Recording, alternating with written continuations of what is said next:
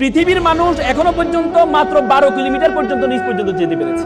সেটা কে করেছে জানেন? 1970 সালে সোভিয়েত ইউনিয়ন। তারা চিন্তা করলো তারা পৃথিবীর নিচে যাবে, কারণ তারা জানে পৃথিবীর নিচে হচ্ছে কিনা আমাদের বরাবর নিচে হচ্ছে কি আমেরিকা। আমরা যদি এখানে যদি 6টা বাজে, আমেরিকাতে 6টা বাজে, রাত 6টা বাজে, দিন 6টা বাজে, রাত 6টা। সে চিন্তা করলো নিচ দিয়ে যাবে। তখন তাদের গবেষণা পথে তারা নিচে যাওয়া শুরু করেছে সাইবেরিয়া অঞ্চলে।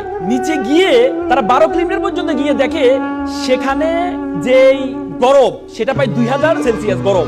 লোহা গলে যাচ্ছে সেখানে, কারণ 1500তে গেলে লোহা গলে যায়। আপনি দেখেন সূর্য আমাদেরকে গরম দেয়, আমরা 40, 50, 60 সেলসিয়াস গরম পাই আমরা। সূর্য আমাদের গরম দেয়, কিন্তু মাটির নিচে কিভাবে গরম হয়? পরবর্তীতে আর যেতে পারে নাই। সেই গবেষণা প্রতিষ্ঠানের প্রধান ছিলেন ডক্টর এসবক। তিনি বলেন, আমি যখন যেতে পারছি না তখন আমি একটা মাইক্রোফোন পাঠিয়েছিলাম সাউন্ড নেওয়ার জন্য, ভিতরে কি সাউন্ড হয়। বিলিভ অর নট, তিনি একজন খ্রিস্টান। তিনি বলেছেন আমি নিচে গিয়ে একটা সাউন্ড পেয়েছি, সেটা হচ্ছে মানুষের কান্নার আওয়াজ পেয়েছি।